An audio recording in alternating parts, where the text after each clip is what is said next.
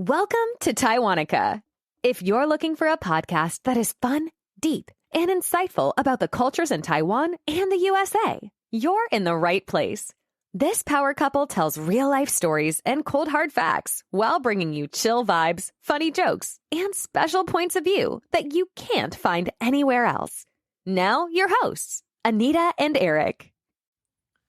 This is episode 14, talking about drinking coffee. Welcome to Taiwanica. Hi guys, my name's Eric. I am one of the hosts here on Taiwanica. I am also a teacher on Amazing Talker. And with me today is the other great host, the one, the only, Anita. Hello guys. Why you make it sound like there are many different hosts? Oh, well, there's many different yous. Oh, that's true. There are many different sides of me. Yes, tell us more about you. All right, I'm another host, Taiwanica, and I'm another amazing teacher on Amazing Talker. Miss me, guys?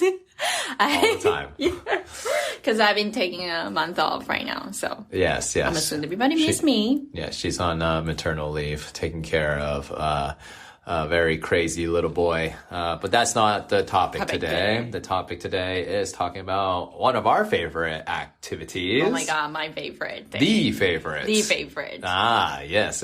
So tell us a little bit about it. What is drinking coffee to you, Anita? All right. I would like to start with a story. Okay. Probably like few years back when I was still in Taiwan. Okay. Coffee is a really new thing. For this generation, probably like 10 years back, people started drinking coffee. And of course, the only store we usually go for coffee in Taiwan, which is Starbucks. Okay. So when I first step in to Starbucks, I was just like, oh my God, what is this place? Wow. And they ask you like bunch of really weird questions that you never thought about your drinks. Like, It's like, what are you putting in there? Yes. Do you want syrup on top or something like that? What is whipped cream? Yeah. What is that? So every day I go there. I just wanted to try new drinks. Okay. Nice. So for everybody's interest, my favorite coffee is always latte. Lattes. Okay. Yes, lattes is my favorite. So of course the original, latte is coffee and milk, right? Coffee and milk, yeah. Yeah. Espresso. Yeah. Then I noticed that's one thing I've been heard about that a lot in the like movies or TV shows, which is soy latte. Soy latte. So I was like, what is this? What is this soy? And how is it my latte? Yeah. I know soy is like soy milk, so soy milk. Ah, the good old doujiang. Doujiang, yes. Yes. So I was like, I'm gonna try that, and I ordered it, and we're just like, what is this gross thing? Oh, wait! Before you continue, you're saying that the soy latte you had in Starbucks was in Taiwan was gross. Yes. Okay. Wow. And I was like, why is this thing so popular? It's even on TV or TV show. What is wrong with American people? And then it just, I never ordered it, so it just kind of like flipped in my mind. I never thought about that. And until I got here. Until you got to the USA. And I realized the soy milk in the USA is totally different from the soy milk in Taiwan. So tell me a little bit about that. Why is the milk different? The texture, the flavor. It's just very different. Like in Taiwan, it's like thick, you have to taste like the beans and they kind of like thick flavor, just in your mouth. Suitable for coffee. Yeah, if you want to drink it by yourself, Taiwanese soy milk is the best. I see. But because it has like strong flavor, so it kind of like, makes it off balance. Yeah, mess with the fragrance beautiful flavor of coffee. Yeah. So, and then I realized, that's what it is. Yeah. So I kind of opened another gates for me. Yeah. Oh my God, I'm going to start trying different kind of options for my latte. And then, guess what? What's up? It's not just milk. It's not just soy milk. It's not just oat milk, which is everybody already know in Taiwan. Oat milk. Yeah, my nai. Yes, that was so good, right? Yes. And there are so many more different types of options. Yes, you are right. Yes, please tell everybody, Eric. Oh, well, the United States, we love our milk. And so we try to make different types all the time, whether it's because we want to be more eco-friendly or Just whether... want to be different. Yeah, be different. So That's me. I'm so white. I'm different. Okay, we're gonna ignore that, and also whether it's just being able to suit people with different allergy problems, and so let me give you some examples. One of the oldest ones besides soy milk is rice milk, and rice milk is something that some people try, but it's just so bland, so it's not very popular. People are thinking, okay, rice milk's out. What else do we got? Okay, well, let's try almond milk. Oh, almond milk got really popular, but then it was bad for the environment. So we're like, oh, okay, so what else we got? Then we got coconut milk. Ooh. And now, yes, you can hear Anita's excitement because coconut milk is now the new trend. Yeah. Everyone loves coconut milk. You can get it at any coffee shop. And they even froth it, make it nice and hot for you in your lattes. It's delicious. I'm a big fan, if you haven't noticed. But yeah, there's other types too. There's hemp milk. There's even macadamia milk, flaxseed milk. You name it. Like anything that's a seed or a nut, we try to make it into a milk. Yeah, so yeah. Yeah, I guess, right now, I think it's a big thing right now. Everybody is talking about plant-based. Right, you got plant-based stuff. Yeah, because the climate change, that a lot of people bring out the whole new things. Oh, you don't have to drink milk. You can drink those kind of healthier versions. Yeah, man. Love Mother Nature, man. Yeah. Yeah, so it's kind of everybody's like, oh, if I can make this type of nut, milk out of this type of nuts. I'm being good for the world. Yes. And I'm making lots of money. And I'm making good lattes. Yeah. What else is better, I think this is one thing that American people are really good at is make something out of everything, basically. Yes. You're absolutely right. When it comes to anything that we love doing, and drinking coffee is a huge trend, has been for a really long time. I mean, we add whatever we can.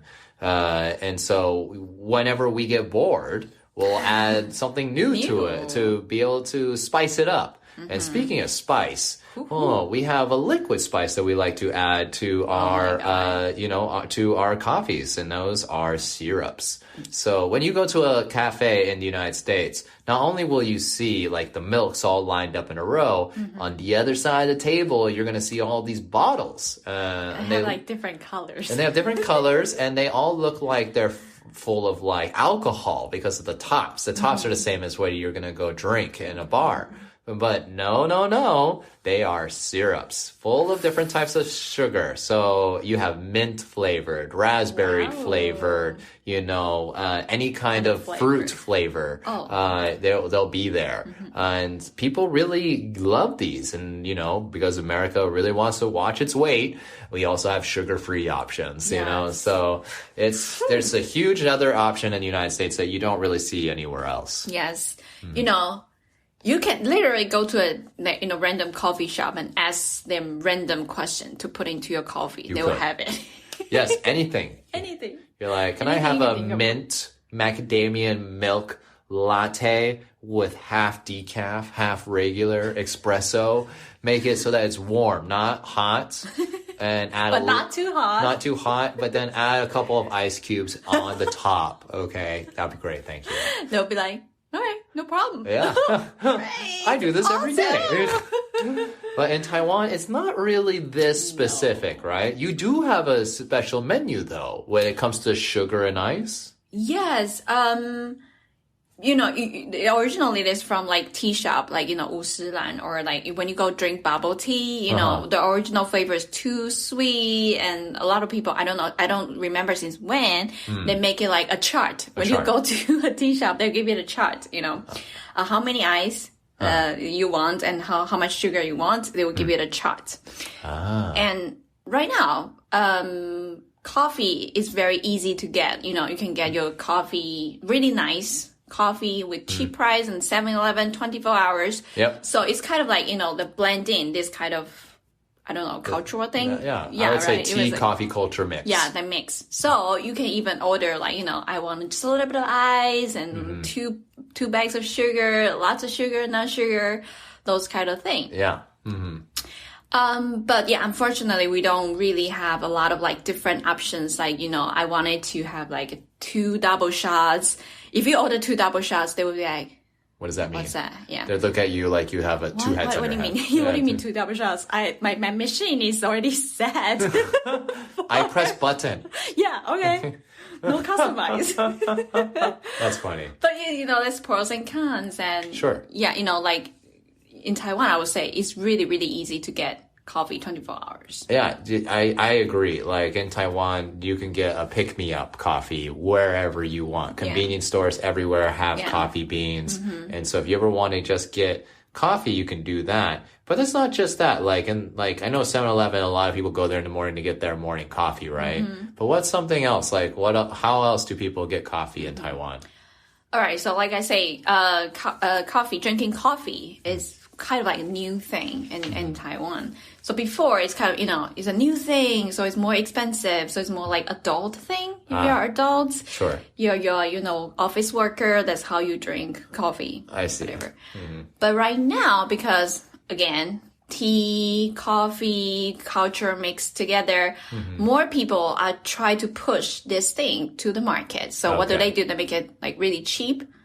And lots of different options. So I see. There is another example is there are a lot of chain coffee shop that you can see. Oh yeah, sure. Like Louisa.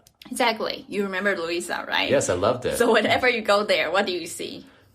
Lots bunch of students. Yes, lots of students. Yes. So like we're talking about really young kids, like junior high, senior high kids. They are there. Having a, I don't know, like study homework. Group. Yeah, study group. Yeah, that's what you say. Study group with their friends. One, because you can really talk really loud there. That's true. And cheap drink. Yep. And, outlets. You can plug it in, your computer, your phone. You got Wi-Fi. And free Wi-Fi. The most important thing is free AC. Yeah, baby. Yeah. And because it's kind of interesting, like, wow, okay, that's cool. But I also kind of feel like it's a really good, vibe. And, kids start drinking coffee, enjoy their time. It's totally cool. Yeah, I totally agree. I think I never was in Taiwan to experience the true traditional version of tea culture. But seeing how like young kids and older adults and basically all age ranges going to a cafe to either study or chit chat or, just kind of like spend time with each other.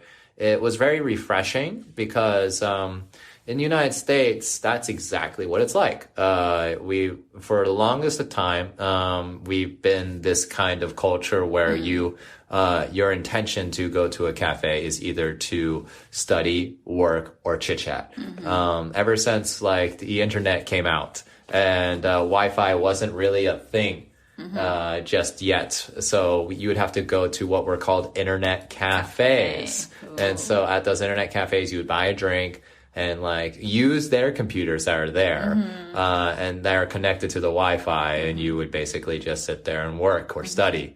And then that became a trend. And, people kind of like removed the old ugly computers and brought in their laptops and then started doing what are very popular these days of entrepreneurs or like, our students like trying to write their papers alone. And now that's norm in the Starbucks in the United States. You just see tons of people studying or relaxing. It's not really a chit chat place anymore.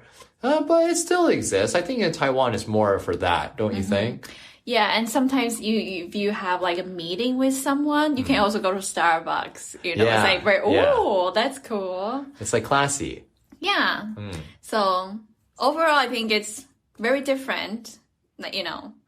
Somehow they are different, but somehow they are the same. So I think drinking coffee can really bring people to closer. I completely agree. I love it. Yeah. And so speaking of like coffee and how much love that we have for it, we wanted to share this with you because we are also wanting to ask for your help to support our addiction to coffee. Oh, Jesus Christ. It's yes. a huge black hole, everybody. Yes. We will literally use it all the time. But basically, we have opened this new opportunity for you, our fans, to be able to support Anita and I for our caffeine addiction. We have this website that's called Buy Me a Coffee. And Very straightforward. Very straightforward. Buy me a coffee, please.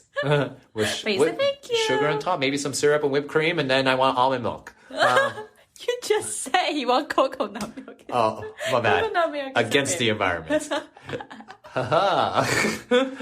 So, anyways, Buy Me a Coffee is a great place where you can be able to simply donate us a very small amount of money to support us.